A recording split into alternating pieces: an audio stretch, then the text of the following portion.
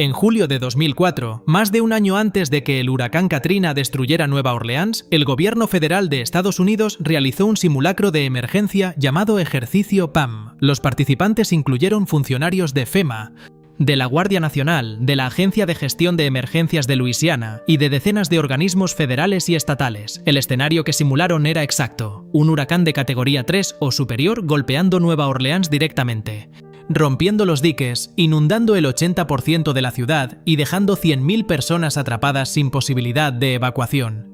El ejercicio identificó con precisión quirúrgica cada una de las fallas que ocurrirían si ese escenario se materializaba. La insuficiencia de los diques, la falta de transporte para evacuados sin vehículo, la ausencia de planes de rescate para hospitales y hogares de ancianos. Luego, esos informes quedaron archivados, nadie los implementó. Un año después, Katrina llegó, y todo lo que el ejercicio PAM había predicho ocurrió exactamente como estaba escrito. Deja tu like, suscríbete y comparte. Comencemos. Para comprender la magnitud del fallo institucional previo a Katrina, hay que retroceder décadas antes de agosto de 2005. El sistema de diques que protegía Nueva Orleans no era una infraestructura nueva que hubiera fallado inesperadamente, era un sistema viejo, mal mantenido, subdimensionado para la amenaza real, y cuyas deficiencias habían sido documentadas repetidamente por ingenieros del Cuerpo de Ingenieros del Ejército de los Estados Unidos desde al menos los años 70. El problema fundamental era geológico. Nueva Orleans está construida en una cuenca, en muchos puntos por debajo del nivel del mar y del nivel del lago Pontchartrain, que la rodea al norte. La ciudad se hunde literalmente varios milímetros cada año por la compactación del delta del Mississippi. Los diques estaban diseñados para resistir un huracán de categoría 3, no uno de categoría 4 o 5, y los expertos sabían que esa brecha en la protección existía y que era cuestión de tiempo antes de que se volviera catastrófica. En 2001, la revista Scientific American publicó un artículo titulado Hundiéndose en el mar que describía con detalle alarmante la vulnerabilidad de Nueva Orleans ante un huracán mayor. Ese mismo año, la Agencia Federal de Gestión de Emergencias clasificó un huracán mayor, golpeando Nueva Orleans, como uno de los 3 desastres más probables y devastadores que podía sufrir Estados Unidos, junto con un terremoto mayor en San Francisco y un ataque terrorista en Nueva York. Después del 11 de septiembre de 2001, toda la atención, el dinero y los recursos del gobierno federal se volcaron en la amenaza terrorista. El presupuesto de FEMA fue recortado sistemáticamente. Los proyectos de refuerzo de los diques de Nueva Orleans fueron reducidos por falta de financiación. El Cuerpo de Ingenieros del Ejército solicitó $105 millones para el refuerzo de los diques en el año fiscal 2005. Recibió 40 millones. La diferencia entre lo solicitado y lo asignado no era solo una cifra contable, era la diferencia entre diques que aguantaban y diques que cedían. El huracán Katrina se formó en las Bahamas el 23 de agosto de 2005 y cruzó el sur de Florida como una tormenta de categoría 1 antes de entrar al Golfo de México. Lo que ocurrió a continuación fue una explosión de intensidad que los meteorólogos llaman Rapid Intensification. En menos de 24 horas, Katrina pasó de categoría 1 a categoría 5, con vientos sostenidos de 280 km por hora y una presión central de 902 milibares. Una de las más bajas jamás registradas en el Atlántico. El Centro Nacional de Huracanes emitió advertencias extraordinariamente claras. Su director, Max Mayfield, llamó personalmente por teléfono al gobernador de Luisiana y al alcalde de Nueva Orleans para advertirles de la gravedad extrema de la situación. En su predicción del 28 de agosto, el centro escribió literalmente que las áreas habitables del sureste de Luisiana serían inhabitables durante semanas, quizás meses, y que las condiciones serían insostenibles para la vida humana. No podían haber sido más claros. El alcalde de Nueva Orleans, Ray Nagin, ordenó la evacuación obligatoria de la ciudad el 28 de agosto, menos de 24 horas antes de que Katrina tocara tierra. Era la primera evacuación obligatoria en la historia de la ciudad. Aproximadamente 1,2 millones de personas lograron evacuar usando sus propios vehículos, atestando las autopistas en un éxodo caótico. Pero entre 100.000 y 150.000 personas no pudieron evacuar, y no era que no quisieran, sino que no podían. Un estudio posterior reveló que el 27% de los residentes de Nueva Orleans no tenía vehículo propio. Muchos eran ancianos, enfermos, pobres o personas con discapacidades. El plan de evacuación municipal dependía de que la gente se moviera por sus propios medios, no había plan concreto para mover a los que no podían moverse solos.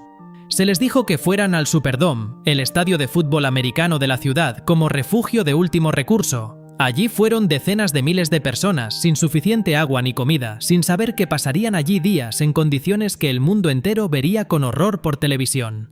Katrina tocó tierra en Luisiana el 29 de agosto de 2005 a las 6:10 de la mañana como un huracán de categoría 4 con vientos sostenidos de 225 km por hora. El impacto fue devastador, pero la causa principal de la inundación de Nueva Orleans no fueron los vientos, sino el fallo de los diques, que comenzó mientras la tormenta todavía estaba golpeando. El dique del Canal del Niño del Lago fue el primero en ceder, alrededor de las 9 de la mañana. Luego cedió el Canal Industrial, luego el Canal de Londres. En total, más de 50 puntos del sistema de diques fallaron. El agua del lago Pontchartrain, entre 2 y 3 metros por encima de su nivel normal por la marea de tormenta, comenzó a verterse sobre los barrios bajos. Para el mediodía del 29 de agosto, el 80% de Nueva Orleans estaba bajo el agua. En algunas zonas, el nivel alcanzó 6 metros de profundidad.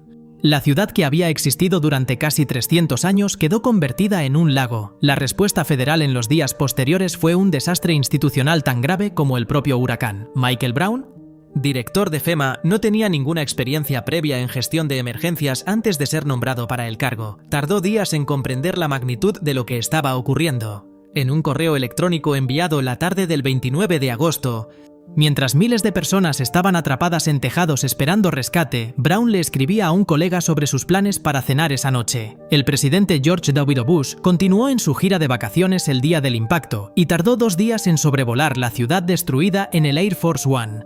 Las imágenes de Bush mirando por la ventanilla a la ciudad inundada se convirtieron en el símbolo global de la desconexión entre el poder político y el sufrimiento de la gente. Para muchos estadounidenses, esas imágenes representaron algo más que un fallo de gestión. Representaron un fallo moral de proporciones históricas. Deja tu like, suscríbete y comparte. Las investigaciones posteriores fueron brutalmente reveladoras. Una investigación del Senado concluyó que el desastre fue principalmente el resultado de fallas sistémicas de preparación y coordinación en todos los niveles de gobierno. El Cuerpo de Ingenieros del Ejército realizó su propio análisis forense y llegó a una conclusión que sacudió al país.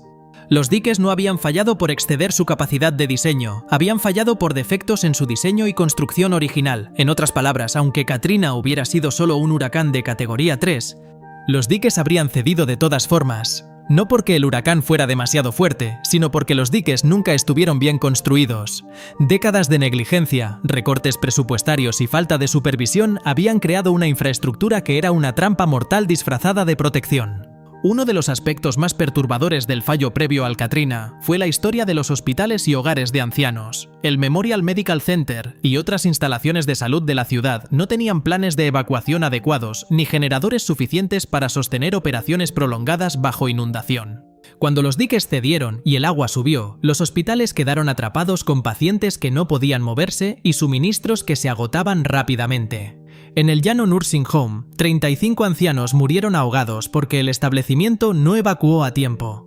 La directora fue procesada penalmente, aunque finalmente absuelta. La pregunta que quedó sin respuesta era por qué Luisiana no había obligado a los centros con personas dependientes a tener planes de evacuación antes de la temporada de huracanes.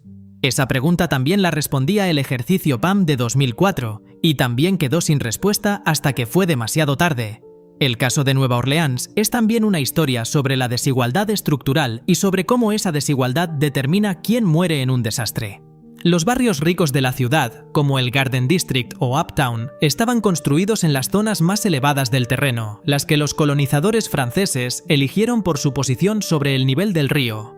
Los barrios pobres y predominantemente negros, como el Lower Ninth Ward, estaban en las zonas más bajas, reclamadas al pantano durante el siglo XX con bombas de drenaje. Cuando los diques fallaron, esos barrios bajos se inundaron primero y más profundo. No fue una coincidencia geográfica, fue el resultado acumulado de décadas de vivienda segregada, inversión pública desigual y decisiones urbanísticas que concentraron a la población más vulnerable en las zonas de mayor riesgo. El Katrina no creó esa desigualdad, solo la hizo visible para el mundo entero de una manera imposible de ignorar. El Katrina mató a 1.833 personas de manera directa según las cifras oficiales, pero estudios epidemiológicos sugieren que la cifra real supera las 4.000 cuando se incluyen muertes por estrés, desplazamiento y pérdida de acceso a atención médica. Más de 1 millón de personas fueron desplazadas permanentemente de la costa del Golfo.